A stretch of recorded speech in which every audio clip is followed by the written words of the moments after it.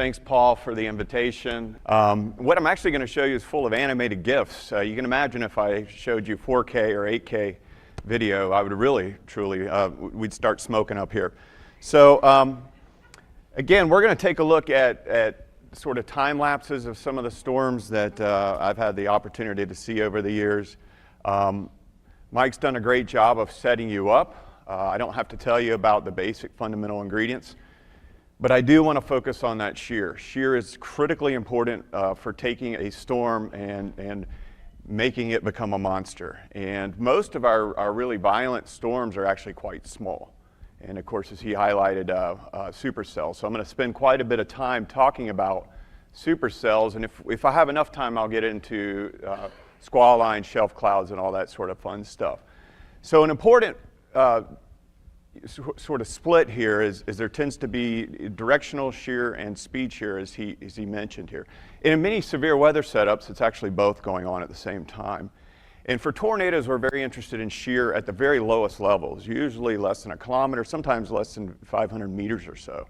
That seems to be the thing that turns a storm into a tornadic one. So wind shear, what does it look like? We have a lot of wind shear on a day-to-day basis. This is just from our webcam system at NIU. If you haven't had the opportunity, because most of the weather comes from the west to the east, you can keep an eye on it by looking at our webcams. But you can see the cirrus clouds coming over the top from the southwest, and some cloud streets, cumulus cloud streets in the lower levels. So this is a good indication, even though it's the cool season, of wind shear in the atmosphere. Now I tend to look at storms in sort of two spectra here. The first is cellular, which Mike mentioned. I look at this from the ordinary pulse popcorn. They come by a variety of names that are usually short-lived. And as we go off to the right, we increase the amount of wind shear in the environment. And as we increase, we get that propensity for more and more organization and more severe. And of course, on the far right there is the supercells that we're going to talk about. Realize that it is a spectrum, right? Not everything is a popcorn or cellular pulse storm or a supercell. A lot of times it's sort of in the middle there. And that makes spotting and differentiating the types of storms quite difficult. Again, we'll see if I have time to get to the systems or clusters of storms. These go anywhere from what we call aerial, which tend to be more blobs. They tend to be flash flood producers, to the highly linear bow echoes, squall lines. Sometimes we call them quasi-linear convective systems, or QLCSs. You see a lot of different names for these type of events. The other thing, of course, as I mentioned, is organization. As we go off to the right, becomes stronger and stronger, and greater chance of producing the hazards that we're all interested in. So visibly, this is kind of what we're looking at. We're looking at cells, disorganized generally, on the top left there. One of my favorite pictures of all time, taken by Howie Bluestein, meteorologist, kind of a radar guy out of Oklahoma. I love that image, showing you the scale of a supercell with the tornado in the bottom left there. And then just a shelf cloud that is run-of-the-mill. We are the shelf cloud capital of the world right here in northern Illinois. Congratulations. So to show you the difference between these, this is actually the morning of April 27th, 2011. What happened that day? Right, yeah, one of our worst outbreaks in contemporary times. This is actually the morning of.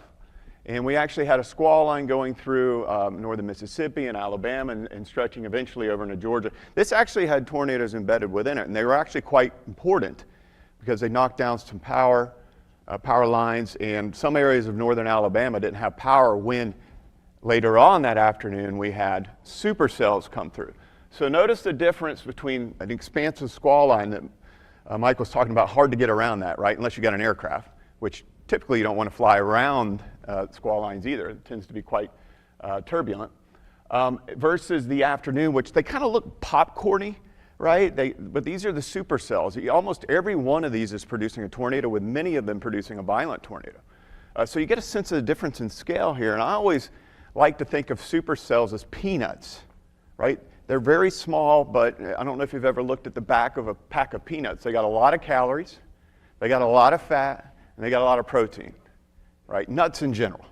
And so think of these supercells as very small, but they pack a heck of a caloric punch. And these, unfortunately, killed a lot of people across the South. So let's talk about the supercell. And as Mike hinted at, this is a strongly rotating updraft. You can see this is actually eastern New Mexico. I'll try to indicate the state where most of these occurred. This is eastern New Mexico. Most people might not think of eastern New Mexico as a sort of a supercell place, but it actually is a beautiful spot to see some supercells. Strongly rotating updraft. Now notice in the low levels, though, it's all pushing out. So this is what we call an outflow dominant supercell. Highly unlikely to produce a tornado, but definitely a big, you wouldn't want to be over here. More than likely some baseballs falling at you. And of course, potential for some damaging winds off there on the west side. So let's talk about how these form. Ready for some physics? I'm not going to give you any squiggly math, but we're going to look at this visually. And what actually happens, we talked about that shear, and Mike showed it as well. We take this shear and we turn it into the vertical thanks to the updraft. And what you'll notice is in most cases, we actually split the storm in half. A lot of times you don't see what we call the left mover because it becomes suppressed as soon as it forms. Sometimes, I'll show you on the radar image here in just a second, they do split, and they're pretty interesting to take a look at. Most of the times I've gotten hail on my car come from left splits. They're very fast moving, and for some reason they produce a lot of ice cubes. On the right here, as soon as we can tilt this up, think about what we're doing. We're taking that rotation and stretching it through the updraft, because the updraft accelerates upwards, and so we're stretching that rotation. And through the conservation of angular momentum, physics, scary, right? But we all know ice skaters, right? In Olympics, do this and they spin up faster. And so that's what we're doing here. So the spin increases as we go up in the atmosphere, and we obtain something called a mid-level mesocyclone. Now I mentioned the splitting storms. Here's one across West Texas, indicating these supercells, a lot of them splitting. You can see some of the left movers going very, very fast, where the right movers are going somewhat slower. Typically for tornado formation in North America, we're interested in those right movers. Not to say that they can't occur with the left movers, but for the most part, we're interested on these ones that are more equatorward. For those of you that have a more discerning eye, you actually see sort of an enhanced threat of hail. Some of these have spikes coming out of them. That's actually a fictitious sort of radar artifact. It's not really there, but when we see these spikes, we call them three-body scatter spikes. And this is where the radar pulse is going at, hitting hail. Some of that radiation bounces to the ground, back up to the storm, and then back to the radar. So it thinks it's this sort of reflectivity that's sticking out the back of the storm, but it's actually a fake precipitation. But it is a telltale sign that we likely have severe hail within that storm. So this mid-level mesocyclone, we take this shear in the lower levels, we tilt it into the vertical, and this mid-level mesocyclone is typically, it varies, 2 to 6 miles in width, and I've seen a mesocyclone shrink over time. So I say 6 miles, and maybe over the course of the storm it shrinks up to nothing. And then we have it about 2 to 4 miles above ground. That can vary. In the cool season in the south, it might be 1 mile. It varies based on the season and where you are geographically and what sort of ingredients you have. So this is the schematic of a supercell. It looks very complicated, but think of this as like an X-ray into the storm. Let me describe some of these aspects. So the forward flank downdraft, one of the unique properties of supercells is they actually have 2 downdrafts. They have the forward flank downdraft. I liken this to being in the washing machine, right? Not the most exciting place to stick your head. But washing machine, you got a lot of rain, you got a lot of hail. This is an area where spotting is not very fruitful, very difficult to see things in this particular area. You have the rear flank downdraft, which is typically unsaturated, but not always. As we'll see, lots and lots of cases here, we have a little bit of what I call dry air or unsaturated air that rotates into the storm. And that's a very useful feature for when we're trying to figure out whether or not we're going to get tornadogenesis or not. The actual updraft itself is this kind of small part right within here. Visually, that's what we're seeing. And so realize that the storm is often quite a bit bigger than the actual updraft or the cloud that you're seeing there. And a lot of times, a forward flank downdraft might just be clouds aloft and not close to the ground. So you got to be careful with that. A lot of people drive in to the forward flank downdraft thinking it's not many clouds in there. And of course, golf balls and baseballs might be falling out of there. A lot of the perspectives I'm going to show you are going to from the southeast side of the storm relative to motion. You know, Plainfield was one of those unusual ones that went from the northwest to the southeast. So not all storms go from the southwest to the northeast, at least these supercells, but climatologically they do. But as you know, climate is sort of an average, a mean. We can certainly be outside of that. So on the radar, this is what it looks like. We got the forward flank downdraft. This is another killer tornado, one of the many that have struck more, unfortunately. The visual updraft over here in the bottom, and then of course a hook echo with even a debris signature there. That's the thing that you don't want to see as a Weather Service forecaster, is this sort of ball at the tip of the hook echo. That's indicative, unfortunately, of debris being lofted into the tornado, and the radar is picking up that debris, which is a scary thought.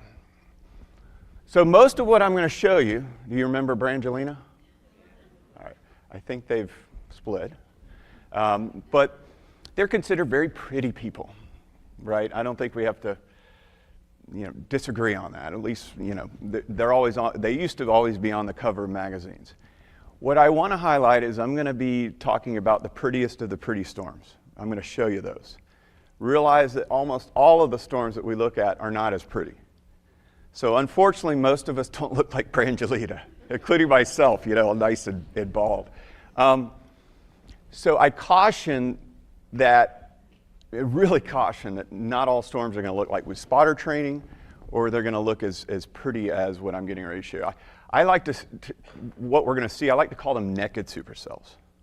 Because a lot of times they're not shrouded in this extra cloud matter. And unfortunately, most of the storms that you're going to be spotting on or looking at are often shrouded. And that means you can't see their features that we all teach about very easily. And so it makes difficult, again, a whole spectrum of different storm types. And trying to differentiate things based on sort of the textbook images for what we get in reality can be quite difficult. So here's one over Kansas, non-tornadic, strong mid-level rotation.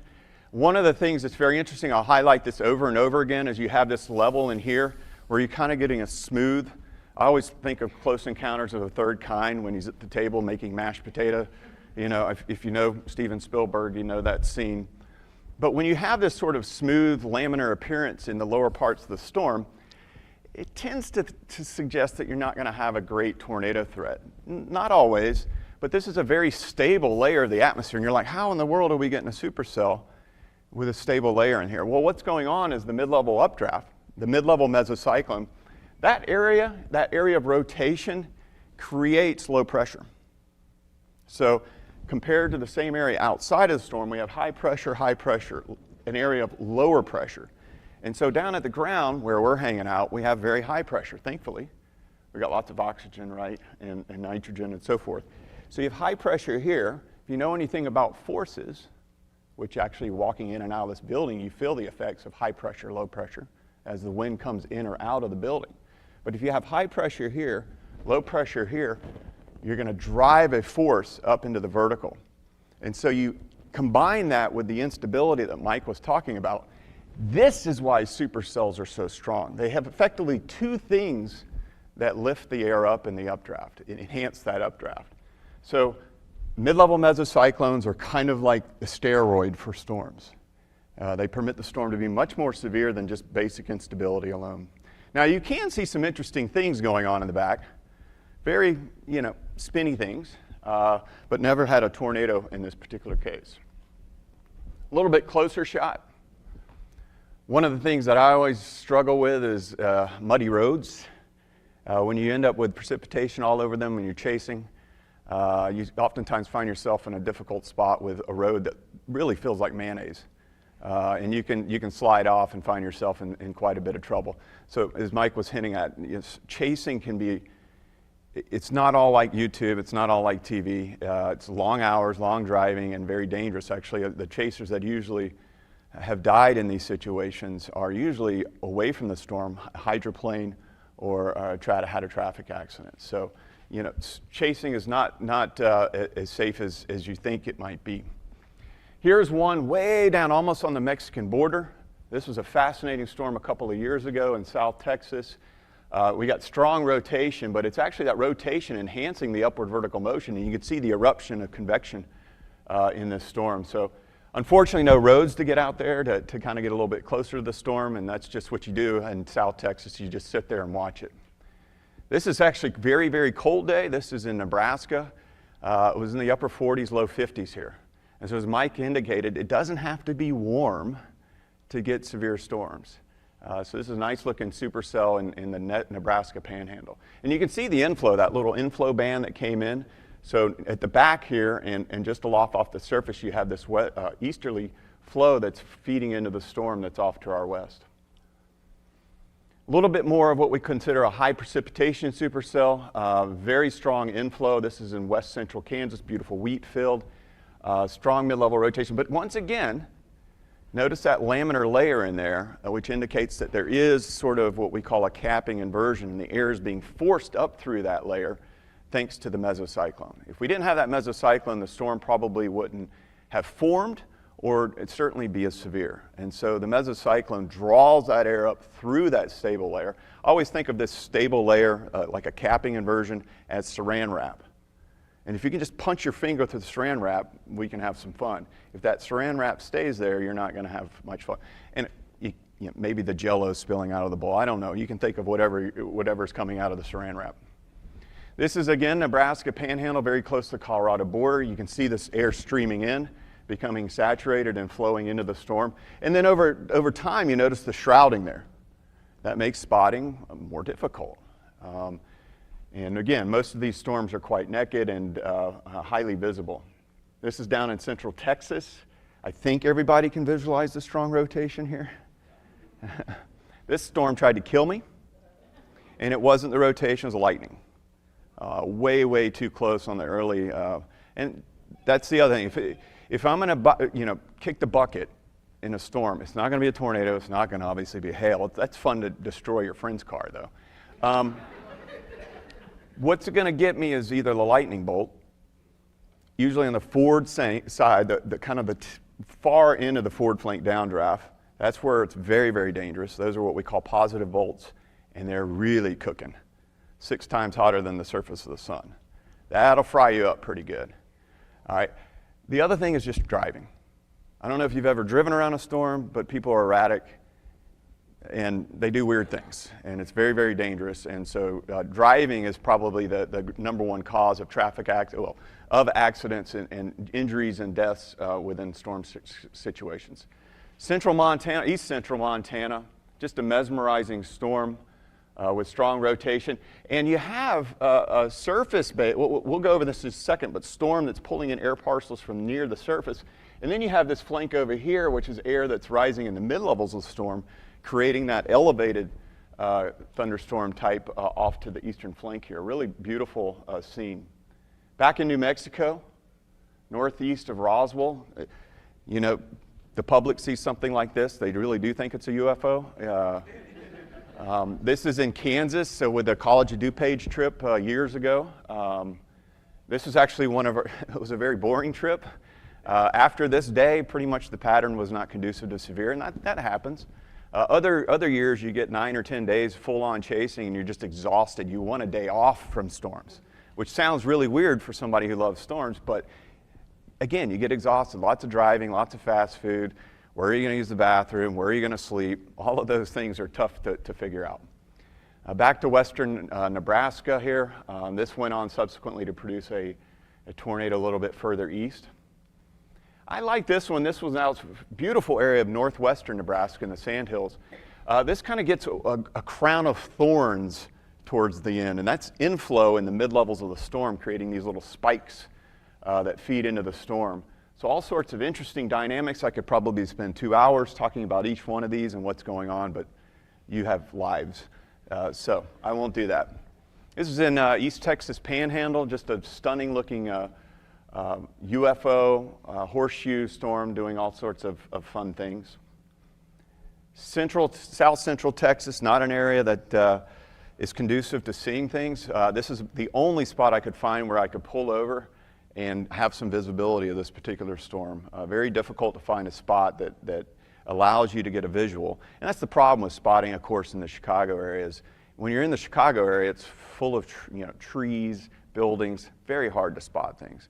Where I live out in DeKalb and Sycamore, out my backyard, I can see all sorts of fun stuff. So highly visible in the countryside. And by the way, that means it's a lot windier out there. And I appreciate the Weather Service. If the Weather Service comes and visits us during, say, a blowing snow event, it's completely different out there and highly, very dangerous compared to what you get in the city. City has extra friction. Yes, it can be bad here, but it's a lot worse driving around out in the country. So supercells can be very visible at night too, assuming you have a camera where you can actually click for 5 or 10 seconds. You get a good visual of the storm here. All of these are pretty much shot with a digital camera, DSLR, one of those bigger cameras. And then usually in the wintertime, I save the images and I process them during the doldrums of winter to keep myself happy. And a lot of late nights to process these. I don't even want to tell you how many hours I've spent in my life. These are not things that you generate in, say, a couple of minutes. I wish. Maybe that's coming in the future with AI, who knows, but it takes a long time to process each one of these. And I apologize that I'm showing you animated GIFs. They're usually lower quality than the 4K stuff that would just be amazing to take a look at. So here's the spectrum of supercells that we can get out there. We go from our low precipitation supercell, which is the naked of the naked supercells, and it oftentimes will be a hail producer, very visible, good-looking storm. You're unlikely to get a tornado out of these, but man, they are stunningly just amazing to take a look at. To the classic supercell, kind of in the middle here, and then to the high precipitation. It is these over on the far right that are highly dangerous to spotters, to chasers, and to the general public. Because a lot of times you don't see what's coming. For instance, Plainfield. Has anybody ever seen a picture of the Plainfield tornado?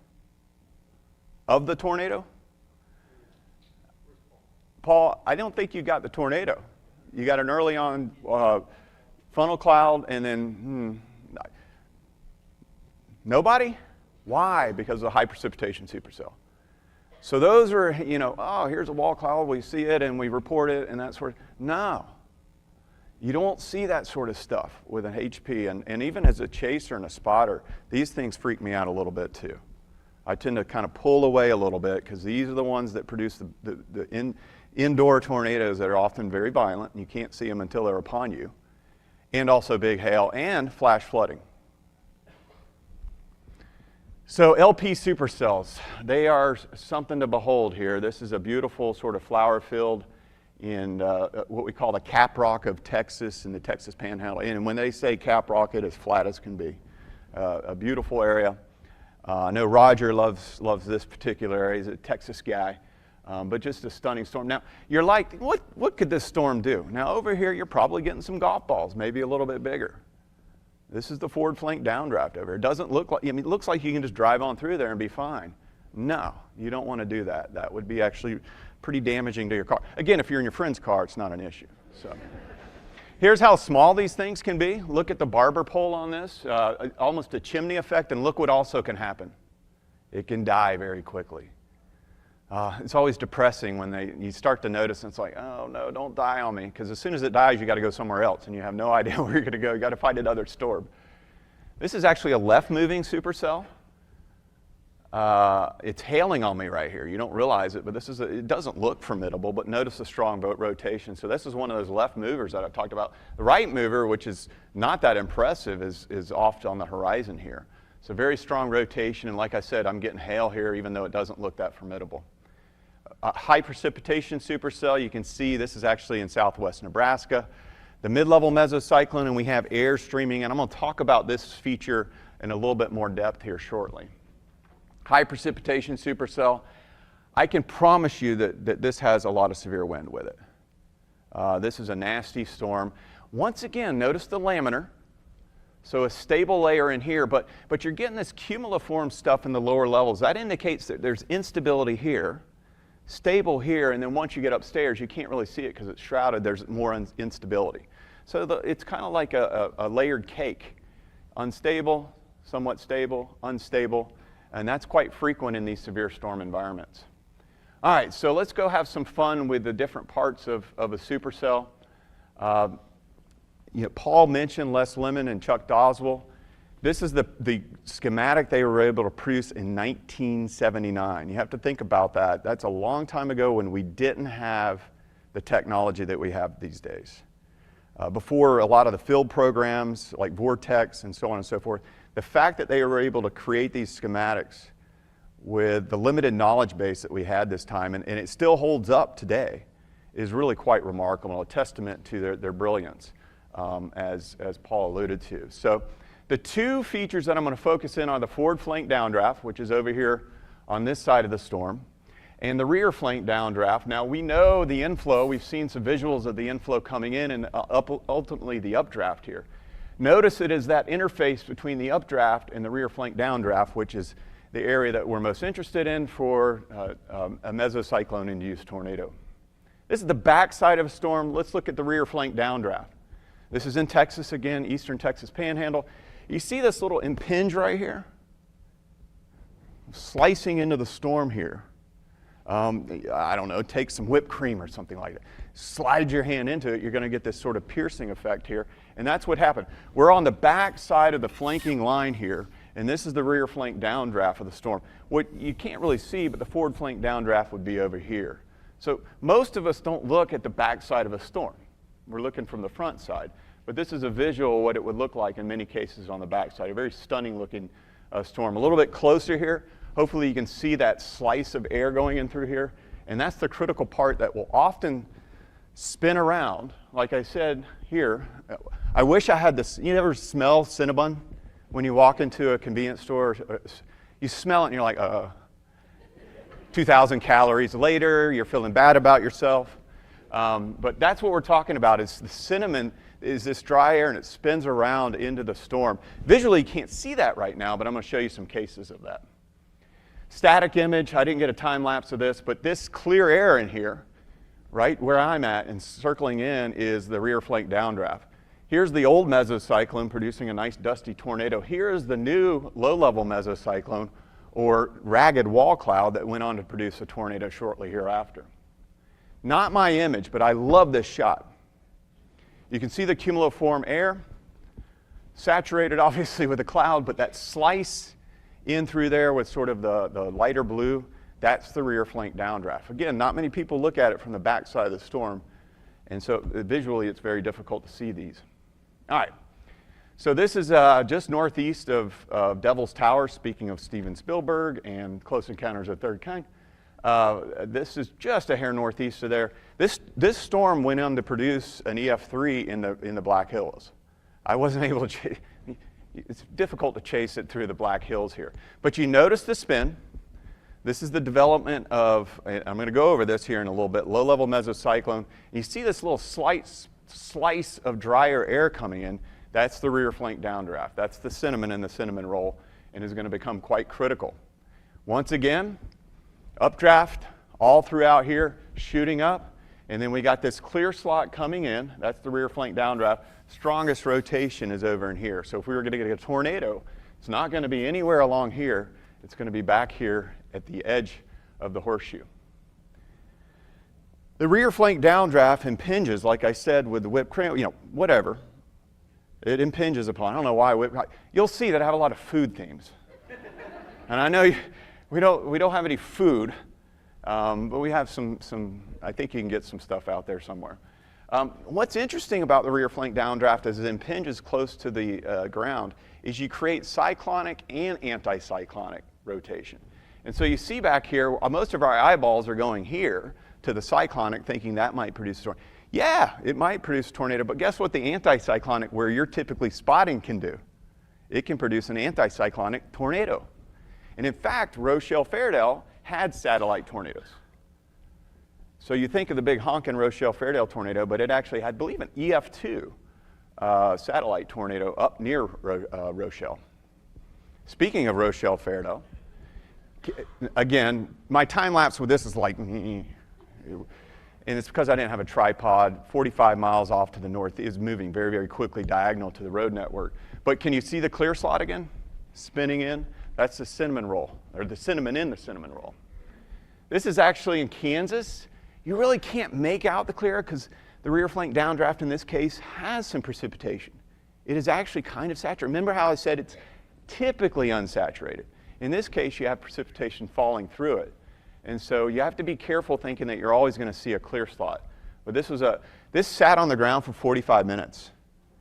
And the only thing it did was it made hamburger, meaning it hit cows. And it sat there for a long period. If this had been 10 miles to the southeast in Salina, Kansas, it probably would have been the most destructive tornado because it would have sat over that town for a long period of time. Thankfully, it did not. So quickly, I want to talk about storm-based modes, surface-based, high-based, and elevated. When we're talking about this, we want to look at how an air parcel flows into a storm. And I got my air parcel right here, right? Think of air like this, hypothetical. We call this the parcel method.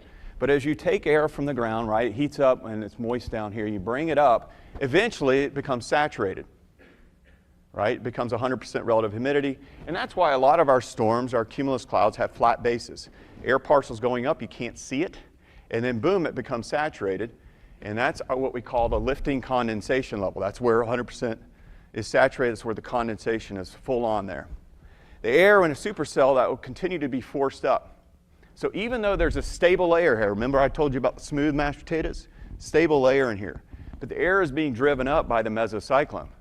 And so it's forced up. Even though it's stable, it's forced up until it hits what we call the level of free convection. And that's where the air parcel becomes warmer than the surrounding air. And when the air parcel is warmer than the surrounding air, what does it do? It goes up. Notice we call them hot air balloons, not cold air balloons, right?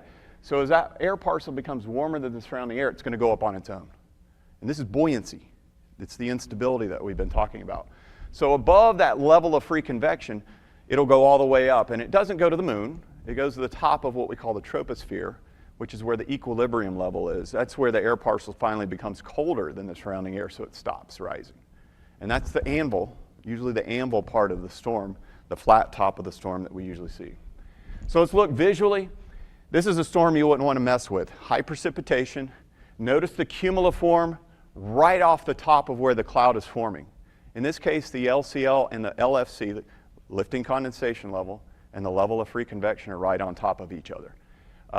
This is actually tornadic. You can't see, but back in here, there's kind of a cut, and back in there is a rain-wrapped tornado. So you got to be very, very careful in situations like this. This is a high-base storm. A lot of the air parcels are originating near the surface, but have to go up a long way before they become saturated. This type of storm, highly unlikely to produce a tornado, but visually stunning and can produce a lot of hail and even damaging winds. Because as precipitation falls, it evaporates in these situations or sublimates, and you create cold air and it splashes against the ground, and we can get some good microbursts here. Elevated. I love elevated storms. We get a lot of them around here. A lot of, that bubbly kind of undulations that we sometimes get around here, particularly on the forward side of extratropical cyclones. Stunning skyscapes. And this is a good example where we have air. You can see the COD vans there. The storm outflow is kicked through here, and all of this is cold air. And above the top of that cold dome is the warm, moist air sliding up there. Now, you can't see, but above this cloud layer is the towering cumulus, the towering storms. So this is an elevated variety. All right, how to make a tornado, right? How to bake a cake. Food. Told you it'd come back to food. We need a low-level mesocyclone. Generally, what I was describing early on, the easier stuff, was the generation of a mid-level mesocyclone. We got that figured out. Meteorologists got that figured out. The low-level mesocyclone and the production of a tornado is a little bit more difficult, and we're still trying to learn a lot here. So the mid-level meso is way up there, and what we're interested in now is how do we form this guy, the low-level mesocyclone. So we got the mid-level, food, ice cream in this case, two different kinds of low-level mesocyclones. And in fact, most of them are occurring in conjunction, so I don't want to say that there's two different kinds. The two processes are often occurring in conjunction. Here's a good one. We got to be careful getting close to a little low-level mesocyclone like this. It went on to produce, actually had been producing tornadoes and went on to produce tornadoes subsequently after this. So looking at the supercell, I'm going to focus on this area that has sort of a blue to red. This is if you think about it, this is the forward flank downdraft over here. Think of the forward flank downdraft, a lot of sinking air. It's cold, cool. It's in that rain-filled area, right? You've all felt the rain-filled area of a storm. It's cool. But as the inflow is coming in from the southeast side of the storm, that's the warm, juicy air. And so this cold air sinking next to warm air that's buoyant creates a circulation. A horizontal circulation. This horizontal circulation is fed into the storm. And that feeding of the storm of this rotation in the low levels is critical to producing a low-level mesocyclone. Hey, I'm in the Midwest. You got to have a Culver's football. Food. Wouldn't you like Culver's cheeseburger right now and some cheese curds? All right, so, there goes my air parcel. It's okay. It's okay. It'll survive. But anyway, we take this spinning air, and you can see some visual evidence of this over on the right here. Lee Orff has done some amazing modeling showing you this. I invite you to go take a look at his website, so do a search for Lee Orff. He's got some amazing YouTube videos of some of his simulations he's done. These simulations took months to run, and they're eye candy, just amazing for meteorologists. So here's if we drop some of these air parcels into this area along the forward flank downdraft and the inflow, you notice what happens. We bring that circulation in and we tilt it into the vertical and we stretch it. It doesn't create the tornado. It creates the low-level circulation that goes on to create the tornado. So actually, visually, you can see this in a Kansas storm. I won't tell you what happened here, but the car was already damaged. Thankfully, it was a rental car. All right, let's go to the rear flank downdraft. So now we're on the back side of the storm. What's so important about this clear slot that we've talked about? So back to Chuck Doswell and Les Lemon's image here. You can see this air that starts in the upper parts of the storms and sinks towards the ground and spins. Notice it actually has rotation, kind of in the opposite direction of the barber pole. So it's sinking down and spinning around the updraft, which has spinning rotation there. So let's talk about the importance of this rear flank downdraft. When the rear flank downdraft, this sinking air from the loft, it has a lot of natural spin to it anyway.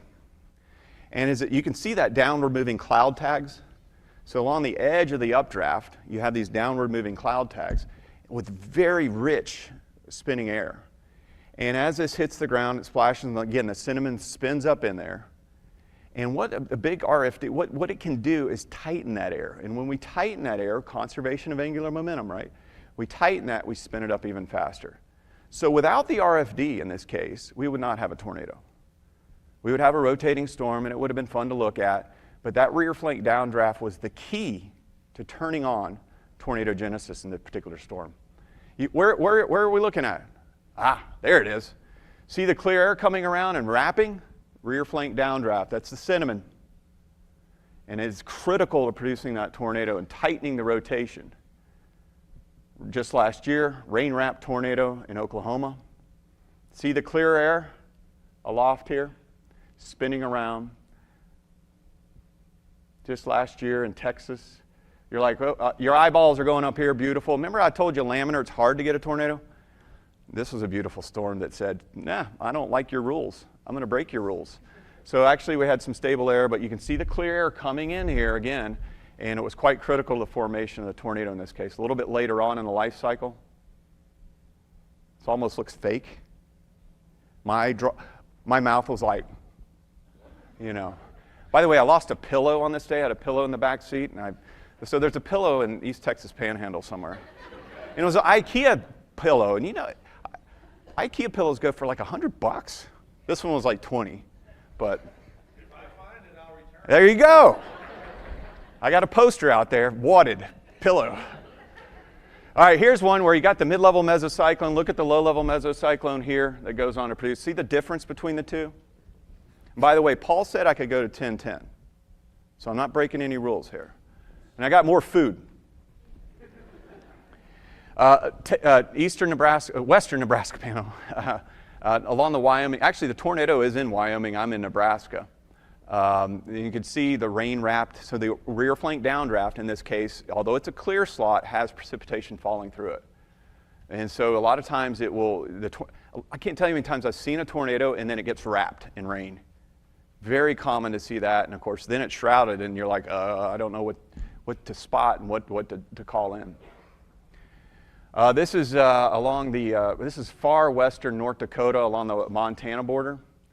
And you're like, your eyeballs are going to the top here, but once again, look at the back end of the horseshoe. See the horseshoe here? It's back here where you're getting the low-level mesocyclone that goes on to produce a tornado. You don't have full condensation to the ground, but there is a tornado there. You don't have to have full condensation to the ground to get a tornado. A lot of the helicopter video coming out of Oklahoma, because they're nuts down there about storms. They got helicopters flying around these supercells, which is bizarre to me. But you can see a lot of spin-ups on the ground with condensation a long way away, way up in the upper parts of the low levels there. Dodge City, what I wanted to focus in, we got a strong tornado going on here, but notice the new wall cloud forming off to the right here. Very common for supercells to hand off in the lower levels. So the initial mesocyclone will wrap up, and then we get a new low-level mesocyclone here with a wall cloud forming off to the right that had a couple of little tornadoes spinning around it. So very common feature. See the saturated soils. This again was a day with Vaseline all over the roads. It looks, and I'll never forget this scene. We actually had the wind turbines coming down the road, those big long things. They were all just heading south like it was a normal day. And here I am looking at a tornado.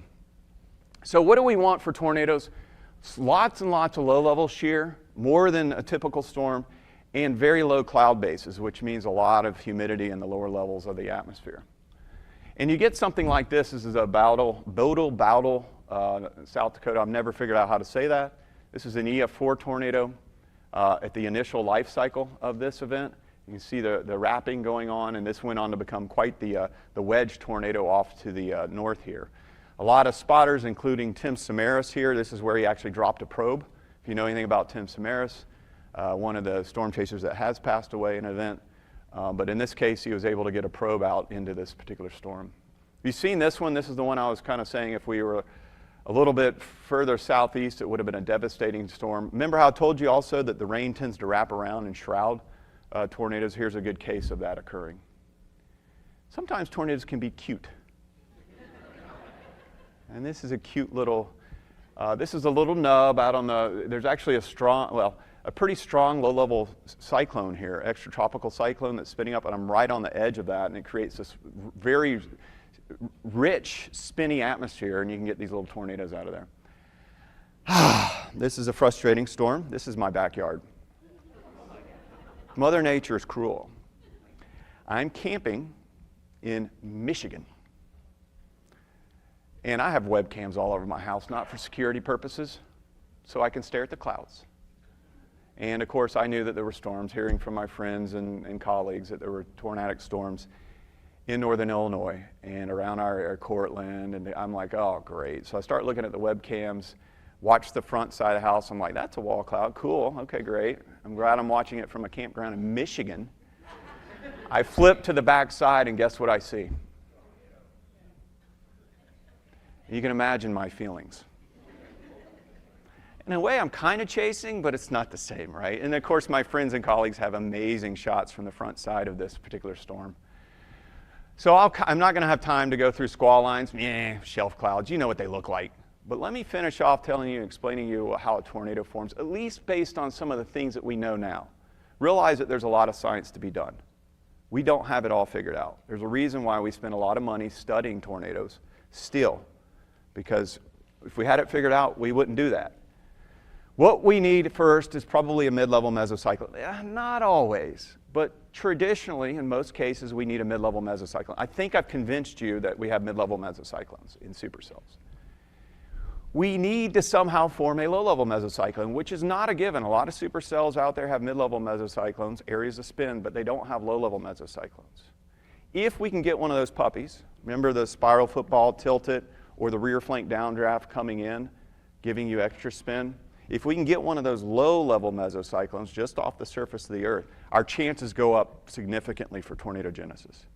What do I want now? I want that rear flank downdraft as as that air, that would be cool if a storm had hair, better than me. But as that air hits the ground, it should be relatively warm and buoyant. Now, generally, when we get this rear flank downdraft, it feels a little cooler than normal. That's stable air. But if we can get warm and buoyant air to hit that ground, it's going to bounce back up much quicker. And so Paul Markowski out of Penn State, his dissertation was on this from an original field project called Vortex. And a very unique finding, because we need warm and buoyant. The problem is sampling this area of the storm is quite difficult. The other thing we want is not too cold of a forward flank downdraft. If we have too cold of a forward flank downdraft, it's going to go and rush out. And we get outflow dominant storms. And as I also mentioned, we want low cloud bases and high low level shear. If you put all this together in the blender and put it in the oven, what are you going to get? A cake. Now, you call it a tornado. I call it a delicious tornado cake. All right, Paul, I'm going to leave the 4 minutes. You want to go quickly through this? Let's look at some eye candy. So we're going to be over here. See my cute little self with my fancy camera. Shelf clouds. Here's a roll cloud, shelf cloud. They're broadly called Arcus clouds. I have a friend, my chase partner, her cat's named Arcus. Think I'm weird.